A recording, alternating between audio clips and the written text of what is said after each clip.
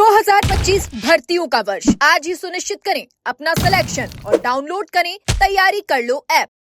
देखिए, आज राजस्थान उच्च न्यायालय के अंदर जिस तरह भजनलाल सरकार ने एसआई भर्ती रद्द करने की जो याचिका लगी थी, उस पर सरकार ने जो जवाब दिया उप समिति की आड़ के अंदर कि उप समिति का ये जवाब है कि भर्ती रद्द नहीं हो।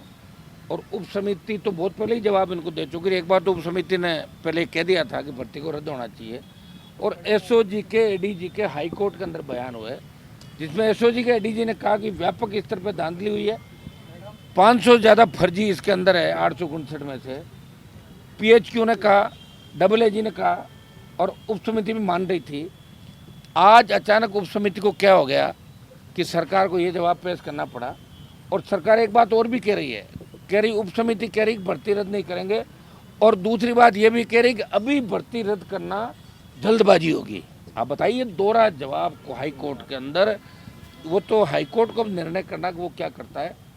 और इसके अंदर उप समिति की जो नाराजगी है वो व्यक्तिगत मेरे से नाराजगी उप समिति की, क्योंकि उप समिति के अंदर जोगाराम जिसकी पोती नकल करते हुए पकड़ी गई, जवाहर बेगम जिसका दामाद जिसको सीबीआई ढूंढ रही है, और जवाहर बेगम का भारी विरोध भरतपुर और इन इलाकों के अंदर। जब मैं परसों जाट आरक्षण को लेकर मैं गया था, और एक दो लोग ऐसे हैं जो व्यक्तिगत द्वेषता मेरे से उप समिति के अंदर रखते हैं। और जो लोग ऐसा ही भर्ती आंदोलन कर रहे थे रद्द कराने को लेके, वो लोग भी अब नहीं चाहते कि ऐसा ही भर्ती रद्द हो। क्रेडिट की लड़ाई है कि कहीं क्रेडिट हनुमान बेनीवाल को नहीं चला जाए, इसको लेके बीजेपी के लोग ये अंदर ही अंदर बात कर रहे हैं।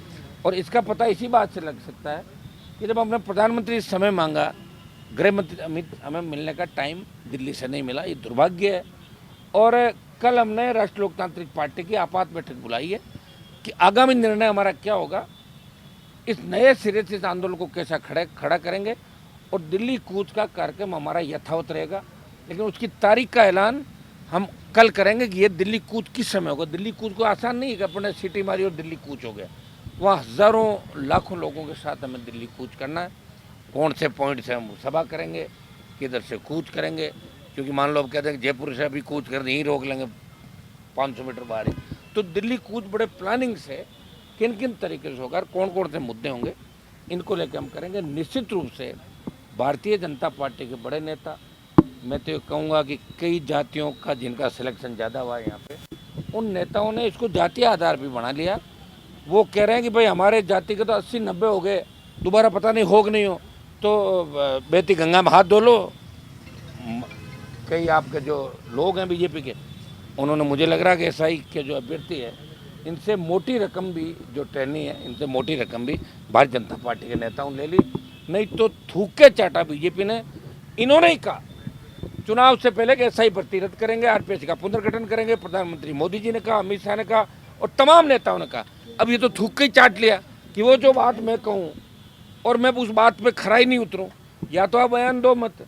और जनता को बरगला के आपने वोट भी लिया, और 8 लाख परिवार राजस्थान की सरकार की ओर देख रहा है।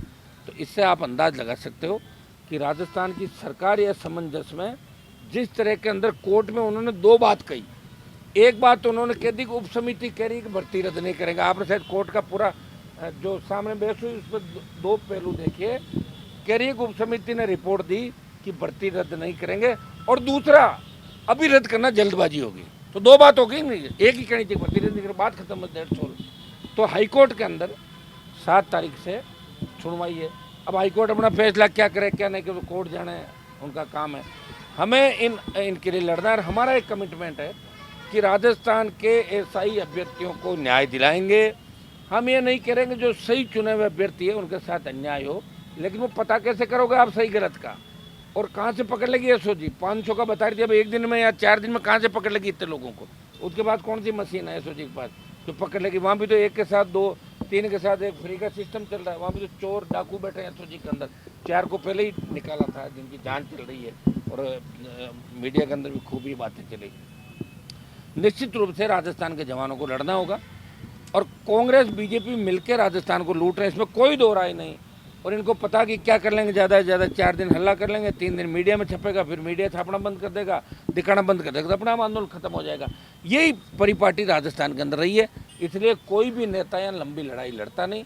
और देखिए लंबी लड़ाई लड़ी भी नहीं। जब पार्टी 66 साल बाद राष्ट्रीय लोकतांत्रिक पार्टी बनी, इससे अंदाज लगा सकते हो उन नेताओं के इतिहास का, जो सड़क पे क्या कहते हैं, बंद कमरे में क्या कहते हैं, और अपने मुद्दे को छोड़ के दूसरे मुद्दे को पकड़ लेते हैं, उस पर कह रहे हैं उस पर नो कमेंट। तो लोग उनको नहीं पूछ रहे हैं। जब राजस्थान की जनता इतनी जागरूक हो जाएगी कि नो कमेंट तो कह रहे हो, लेकिन वोट देते टाइम नो वोट, तब जाके राजस्थान सुधरेगा। निश्चित रूप से हमें लड़ना है। कल ही मैं तो बजरी का बहुत बड़ा आंदोलन करके आया हूँ। रोज़ आप देख रहे हैं कि एक व्यक्ति सड़कों पर लड़ रहा है, बिना सिस्टम के, बिना संगठन के, वो लड़ रहा है, जग रहा है, कोशिश कर रहा है और प्रयास कर रहा है। निश्चित रूप से जीत हमारी होगी।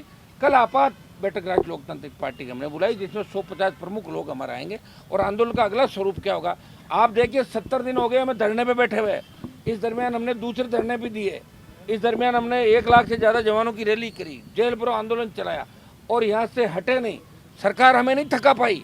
हम राजस्थान की सरकार को थका देंगे और भजनलाल की विदाई भी करा देंगे अगर ठीक ढंग से काम नहीं किया। सरकार की मंशा तो क्लियर होगी आज की सुनवाई में। सुनिए मेरी बात, सरकार की मंशा है क्या, पहले तो आप समझो सरकार को कि भजनलाल जी, ये कोई किस्सा एक व्यक्ति बता रहा था कि भजनलाल जी ने बोला कि यहाँ सड़क बना दो। तो मुख्यमंत्री अगर बोलता है तो इसका मतलब आधे घंटे बाद आदेश आ जाता है, 3 दिन में काम चालू हो जाता है। सरकार तो सरकार होती है, इसीलिए हम कह रहे हैं सरकार कब्जा करेंगे। सरकार जो कहती है वो करना पड़ता है, नीचे सरकारी जो कारिंदे उनको। और बोले साहब 1 साल बाद वो काम नहीं हुआ। ऐसे तो हज़ारों उदाहरण है। भजनलाल जी का एक ही काम ठीक है, वो लोगों से मिल लेते हैं, खिला देते पिला देते हैं और खुद भी उनके साथ खाना खा लेते हैं, नाश्ता कर लेते हैं और हंसते थे। लोगों को लगता है भजनलाल बेचारा सीधा आदमी लोग कहते हैं। तो सीधा आदमी भजनलाल लोगों ने आसपास की जो चंडाल चौकड़ी, ये आपका जोगाराम, बेडम, ऐसे 1 दर्जन मंत्री ऐसे हैं जो नौसिखिए, उन्होंने अपनी ज़िंदगी में नहीं सोचा। बेडम ने कभी थोड़ा ही सोचा कि पहली बार MLA बढ़ के गृह राज्य मंत्री बन जाऊंगा मैं। हाँ, फाइल उसके बाद नहीं जाती होगी, ये निश्चित रूप से गृह राज्य मंत्री पर कोई फाइल नहीं जाती। सारी फाइल होम देख रहा है और वहाँ गौरव श्रीवास्तव बैठा है, सबसे बड़ा पुलिस का चोर डाकू कह सकते हो उसको, जो पूरे राजस्थान के SP IG लगा रहा है, पूरी बजरी और लिकर का जो काम कर रहा है। उसके सारे रिश्तेदार सारे यहाँ के हरियाणा से डेरा डाल चुके राजस्थान के अंदर।